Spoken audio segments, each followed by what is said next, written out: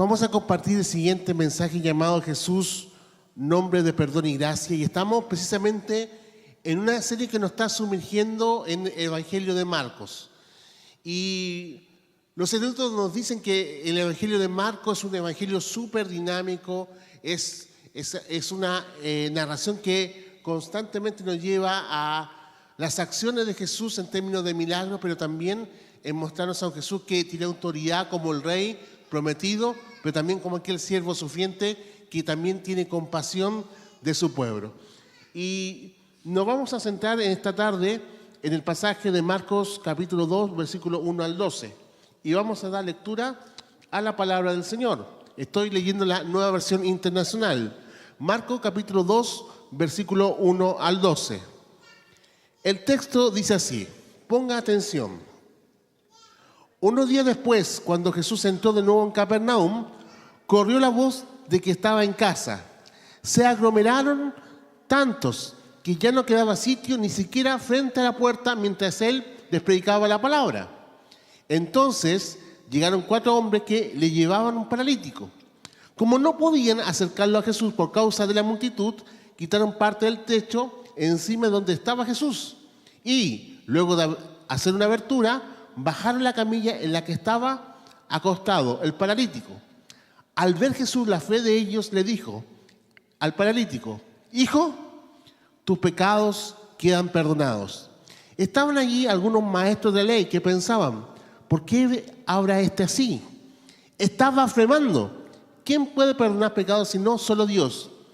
En ese mismo instante, supo Jesús en su espíritu que esto era lo que estaban pensando.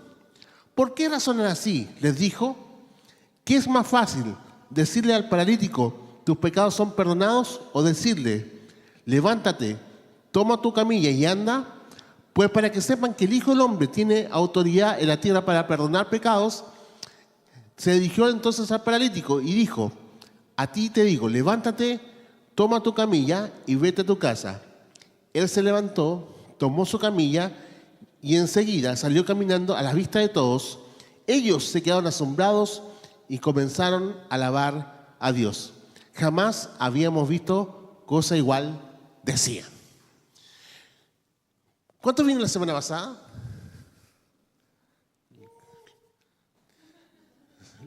Los que no vinieron se lo perdieron, se lo perdieron. Pero estamos situados en el relato en Capernaum.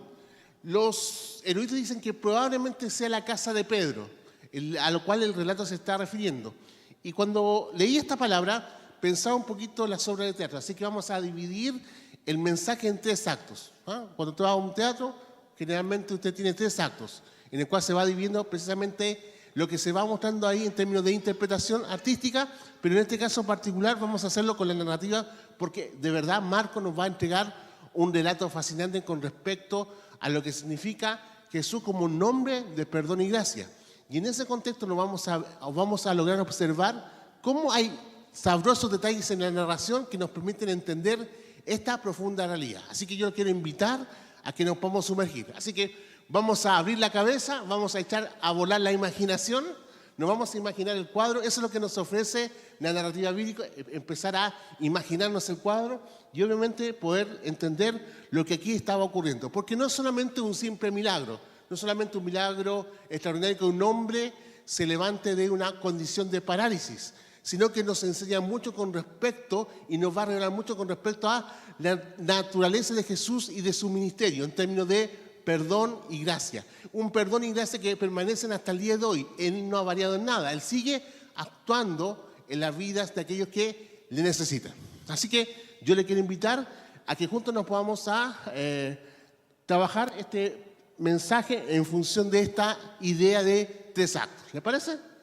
Bueno, si no les parece, tengo que explicar igual, así que da lo mismo. Lo primero que quiero señalar, encontramos el primer acto. Y el primer acto nos muestra un hombre que se encuentra en una condición de parálisis. El texto, en los versículos 1 al 4, nos dicen así. Unos días después de que había ocurrido el milagro del leproso. Recuerden que Marcos está trabajando con el inicio del ministerio del Señor en Capernaum. Unos días después, cuando Jesús pudo volver a Capernaum, porque acuérdense que le había dicho al leproso que no podía hablar. ¿Y qué hizo el leproso? Habló al punto de que Jesús tuvo que salir de la zona, quedarse afuera, porque era tanta la muchedumbre que supo de este milagro que le comenzaron a buscar. Entonces, unos días después, cuando Jesús entró de nuevo a Capernaum, corrió la voz de que estaba en casa. Algo estaba pasando. Y esto es bien interesante, porque cuando Jesús está, siempre va a ocurrir algo. Cuando Jesús está en medio de un espacio, algo va a suceder. Jesús no vino a este mundo solamente para manifestar un mensaje hermoso, como es el Evangelio. La Biblia nos enseña que el Evangelio, redefinido por Pablo en Romanos 1:16, es poder de Dios para salvación de todo aquel que cree. Poder para transformar vida. Jesús vino con un mensaje que vino a revolucionar la vida y los corazones de aquellos que estaban al margen, que estaban excluidos por la sociedad. Entonces, nos dice el texto, se aglomeraron tantos que ya no quedaba sitio ni siquiera a la puerta. Y él predicaba la palabra. ¿A cuánto le gustaría que Jesús estuviese en su casa? ¿Usted se imagina, no? ¿A usted le gustaría tener a Jesús en la casa, no? Bueno, sabemos que teológicamente Jesús está en medio nuestro, ¿no? Él lo ha prometido. Pero déjeme echar la imaginación y darle rienda suelta. Imaginarme a Jesús en la casa, ¿no? Me imagino en nuestro departamento con mi esposa, ¿no? Todo, me imagino que me va a decir como 10 días de anticipación, limpia la casa porque viene Jesús, ¿no? Yo me imagino ahí con cloro, limpiando toda la zona, ¿cierto? Porque viene Jesús. Pero ocurre algo interesante. Dice que aquel lugar donde estaba Jesús comenzó a llenarse, porque había gente sedienta de encontrarse con él, ¿no? Y Jesús nos muestra algo súper distintivo, que es contrariamente a el mensaje de las religiones instalados en medio de nuestro mundo. Es un mensaje de gracia, es un mensaje de perdón y es un mensaje de oportunidad. Y yo quiero decirte en este día que Dios quiere derramar de esa gracia, de ese perdón y de esa oportunidad sobre tu vida. Entonces, en esa casa, imaginamos que Jesús viene a mi departamento, 4 hombres que estaban ahí no podían entrar y llevaban a sus hombros un paralítico. Imagínense que usted presta la casa para Jesús y viene alguien y le rompe el techo o le rompe la puerta. Yo me imagino que mi esposa haría, gracias a Jesús, que no me desordenen los adornos, porque es tal el impacto de Jesús en la región que efectivamente se corrió la voz de que algo estaba sucediendo.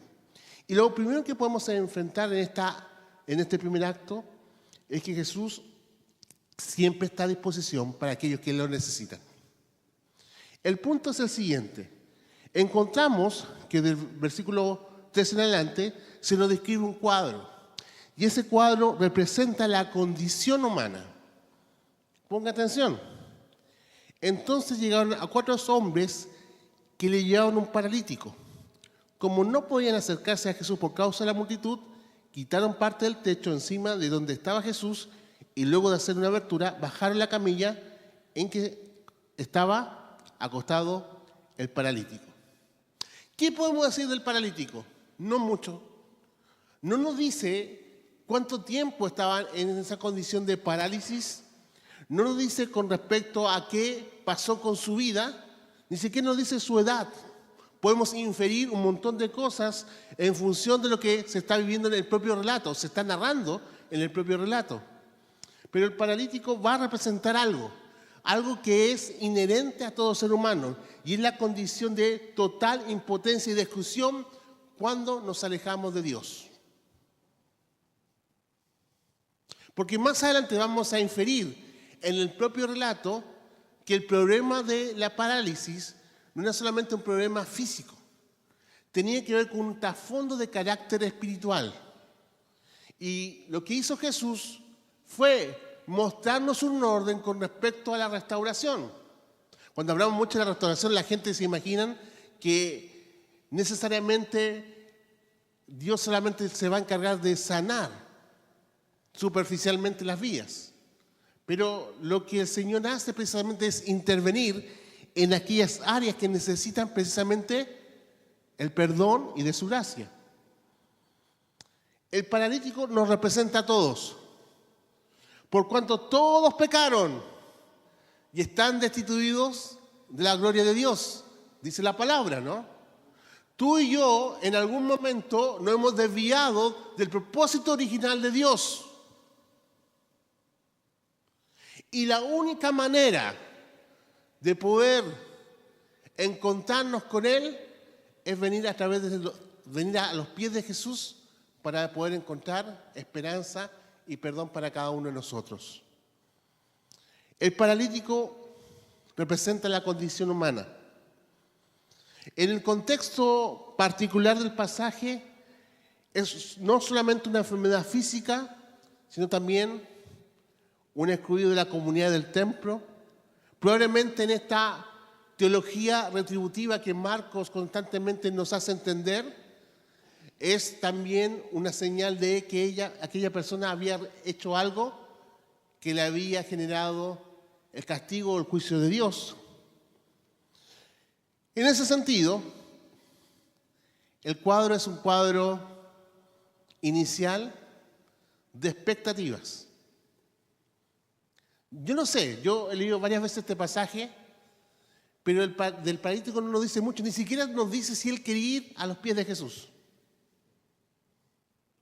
Lo que sí sabemos es que hubo 4 amigos, 4 personas, que simboliza a aquellos que han conocido a Jesús, que hicieron todo lo necesario para llevarlos a los pies del Maestro.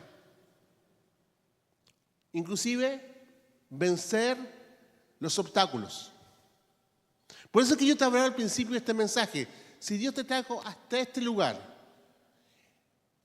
Dios se encargó de traerte en medio nuestro, rompiendo tus propios techos para que vengas a los pies de Jesús.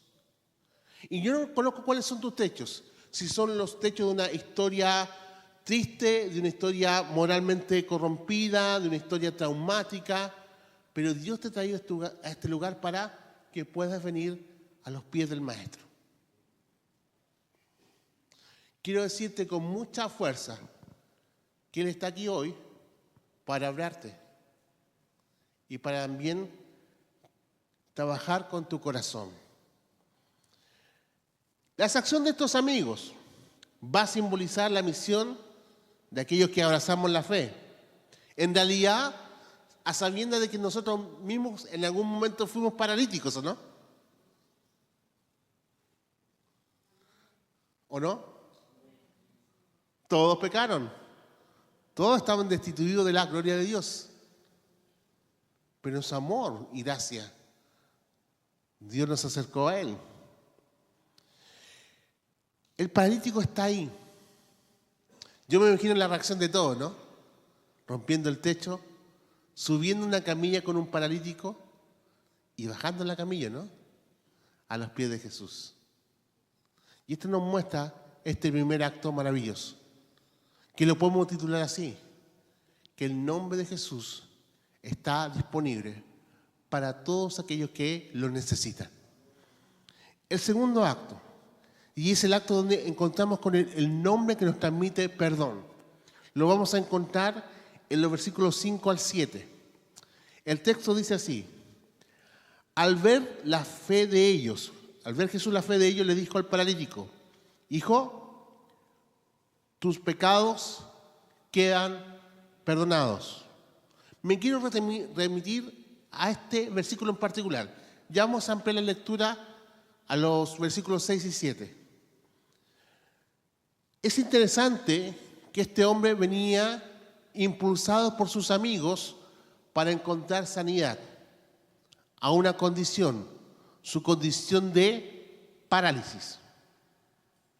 Sin embargo, Jesús nos muestra un diagnóstico que es distinto en su vida. Su condición inicial no es solamente la de parálisis.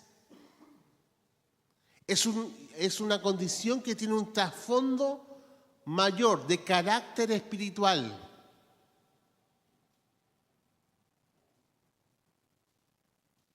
Imagínense, lo llevan a los pies del Señor para que lo sane. Pero el Señor no lo sana inmediatamente, sino que expresa a través de sus palabras lo que en el corazón de este hombre que estaba postrado estaba ocurriendo. Había algo que estaba ahí, pendiente.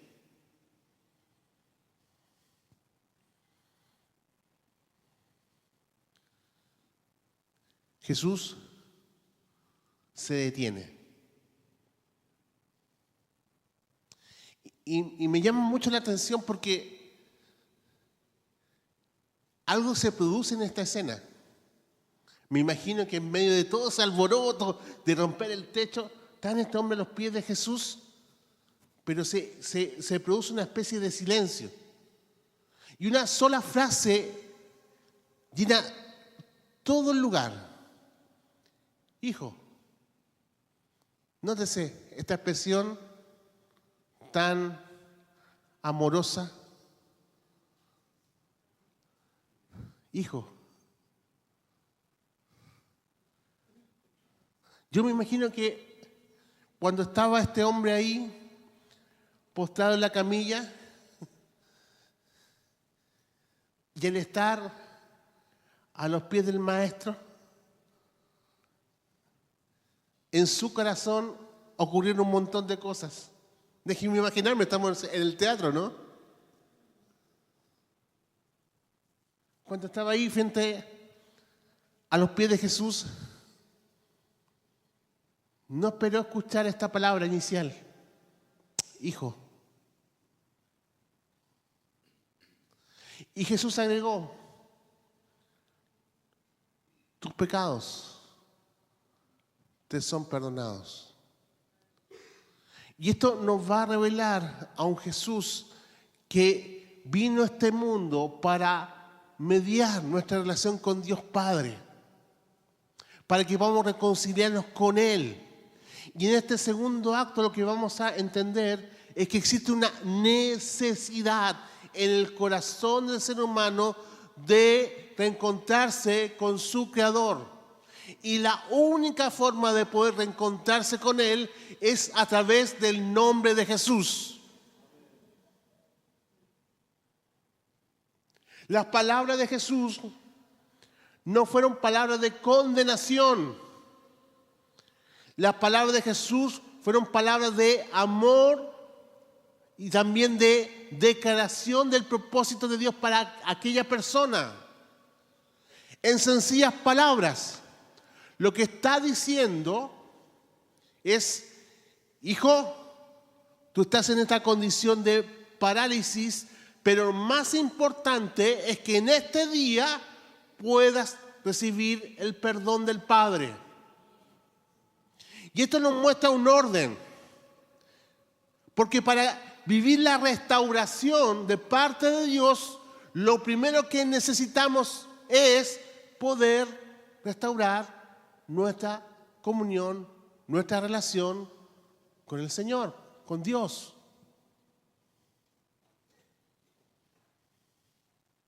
Hijo,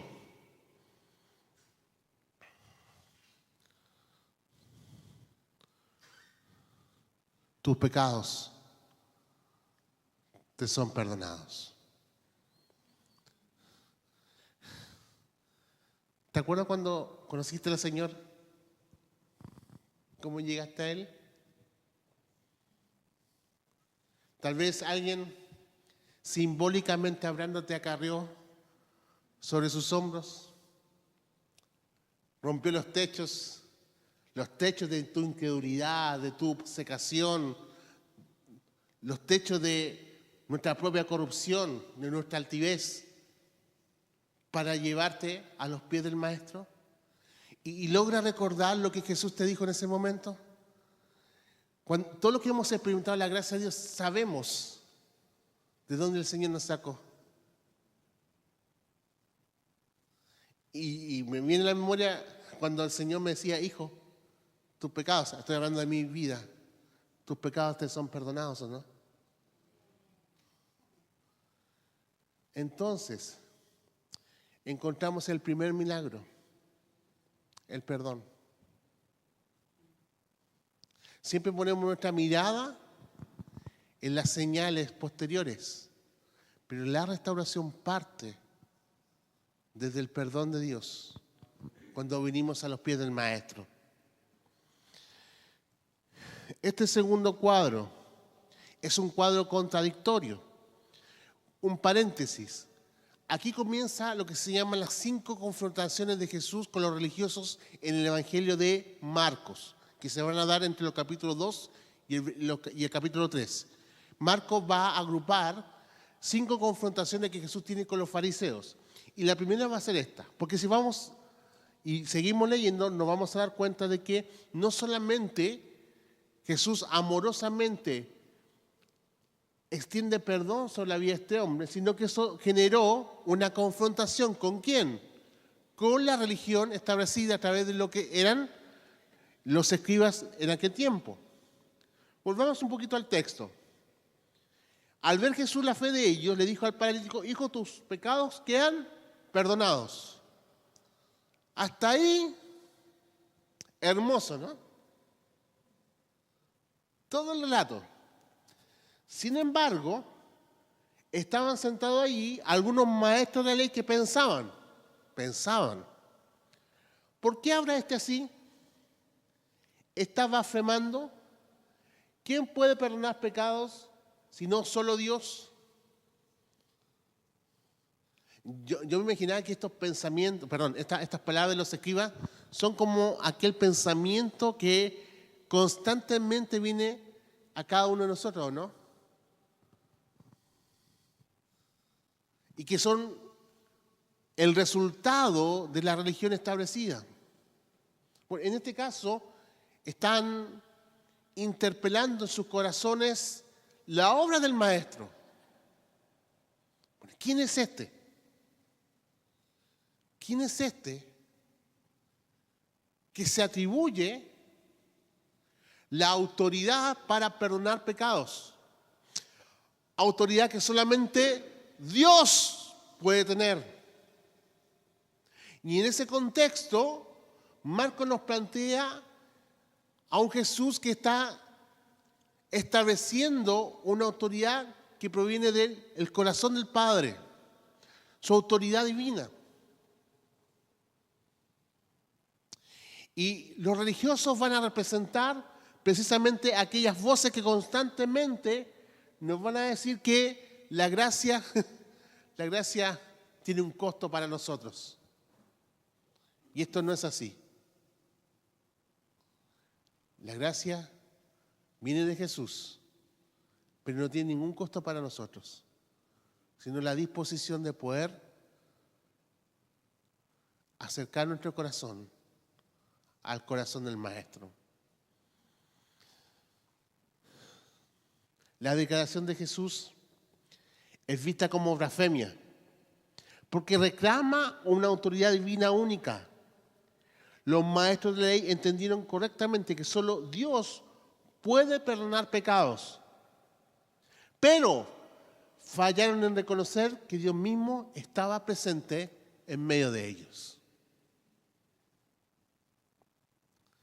Este segundo acto es un acto de confrontación entre la gracia de Dios y el poder de la religión retributiva. ¿Cómo va a terminar esta historia? Vamos al tercer acto. Ya hablamos que el primer acto nos habla acerca del nombre que nos permite y está presente para la disposición de aquellos que lo necesitan, y que el nombre de Jesús nos permite el perdón y la gracia. Pero también entendemos que a través del nombre de Jesús, en este tercer acto, se va a establecer una autoridad que va a sanar integralmente la vida de este hombre. Versículo 8 de Marcos capítulo 2 dice así: en ese mismo instante Jesús supo en su espíritu que lo que estaban pensando. ¿Por qué razonan así? Paréntesis, omnisciencia. Nuevamente, a pesar que la construcción de la identidad de Jesús se hace desde abajo, generalmente los evangelios sinópticos, acá nos muestra atributos divinos, ¿no? Jesús discierne el corazón de los religiosos. El texto dice, en ese mismo instante supo en su espíritu lo que estaba pasando. Jesús discernió espiritualmente lo que estaba en su entorno. ¿Por qué razonan así? Le dijo. ¿Qué es más fácil? Decirle al paralítico, tus pecados son perdonados, o decirle, toma tu camilla y anda. A ver, le hago la pregunta a usted. ¿Qué es más fácil?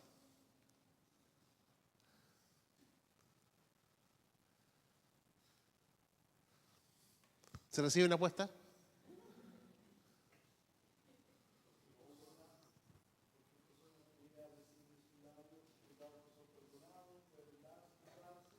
Sí, efectivamente. Y Jesús apuntaba precisamente a ese diálogo, ¿no? Apostaba a esa respuesta. ¿Qué es más fácil? ¿Tus pecados son perdonados? O decirle, toma tu camilla y anda.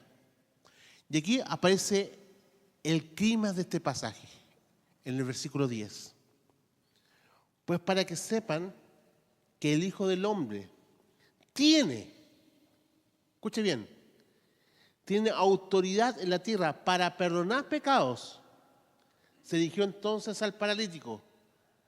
A ti te digo, levántate, toma tu camilla y vete a tu casa.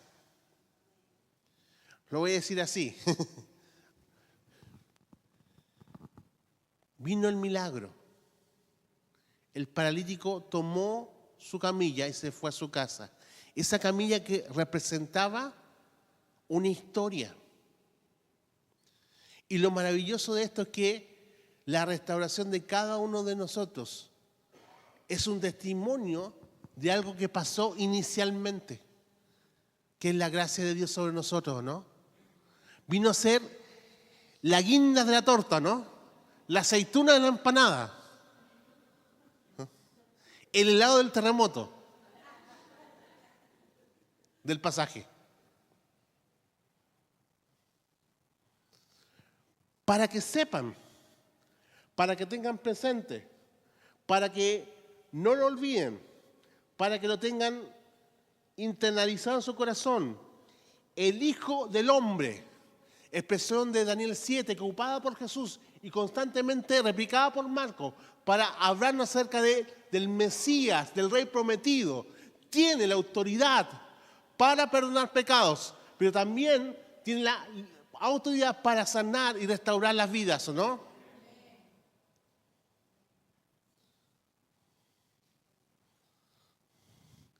Y yo pensaba en esto, ¿no? Cuando observamos nuestra propia sanidad. Porque ¿cuántas personas han recibido sanidad del Señor en algún área de su vida, no? Y no me refiero solamente a la sanidad en el área física. Pero todo partió por un encuentro con la gracia, con el perdón de Dios. Levántate, toma tu camilla y anda. Levántate, toma tu camilla y anda. Levántate. Toma. Ya eres libre. Ya no tienes deuda con Dios Padre. Toma tu camilla y anda. Nuevamente Jesús nos muestra que la restauración parte desde un punto inicial. Escúcheme bien. Parte de entender y recibir el perdón y la gracia de Dios. La sanidad física que recibió aquel hombre va a ser la credencial que va a ratificar, a autentificar el título de Jesús como el Hijo del Hombre. Paréntesis, ¿ya? Para que estudiemos un poquito de Biblia, ¿no?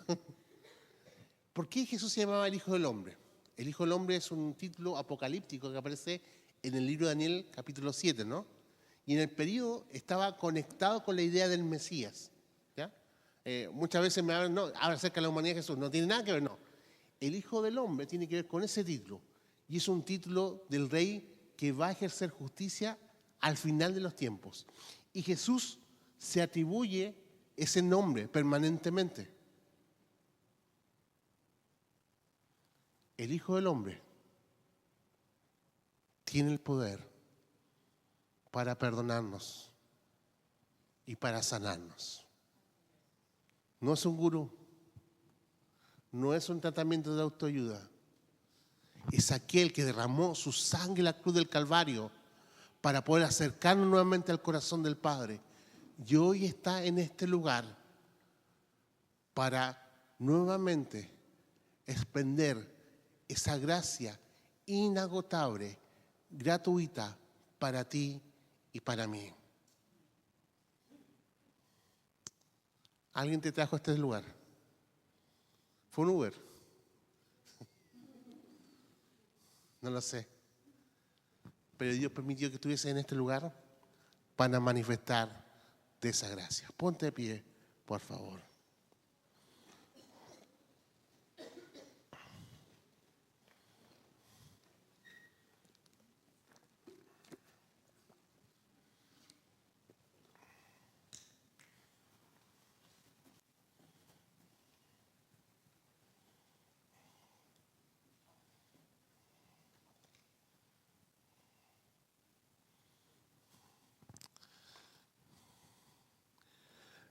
Yo no sé si a ti te pasó, pero a mí me pasó en algunos puntos de mi vida que yo me sentía como este paralítico, sin ninguna esperanza.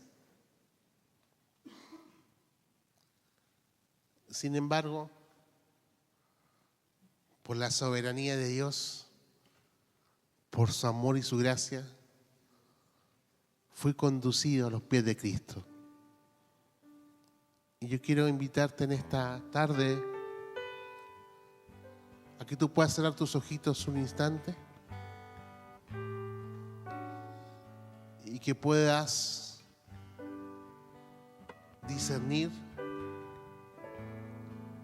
que el Espíritu Santo te trajo a este lugar. Él puso el querer como el hacer en cada uno de nosotros. Y este mismo Jesús quiere este día acercarte a ti. No lo hace en medio de palabras de reproche,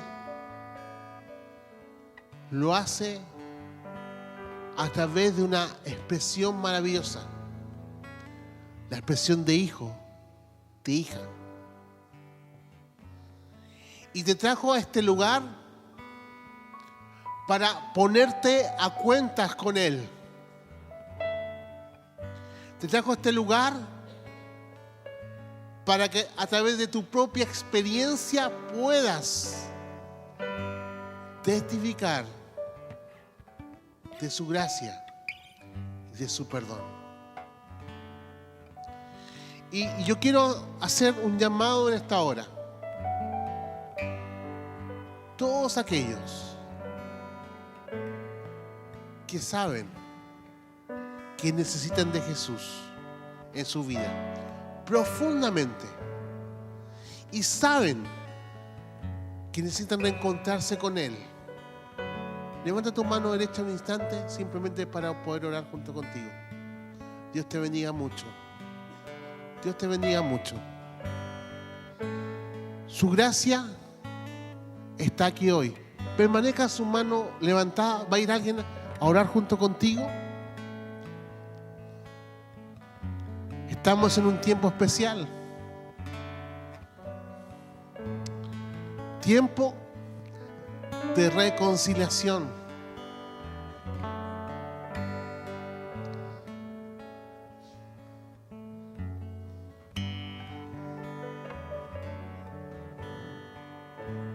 Tiempo. ¿Qué manitos levantadas si me ayudan a orar? Tiempo de gracia. Tiempo de posibilidad. Tiempo de oportunidad.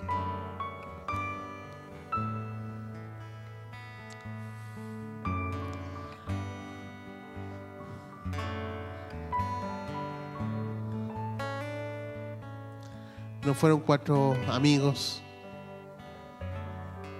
fue el Espíritu Santo que te trajo a este tiempo. Jesús, en cada historia de vida, actúa, limpia, perdona. Tú eres fiel y justo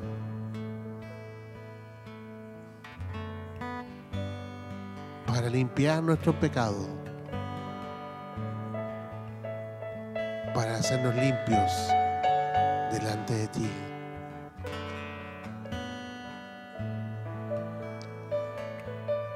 Gracias, Jesús.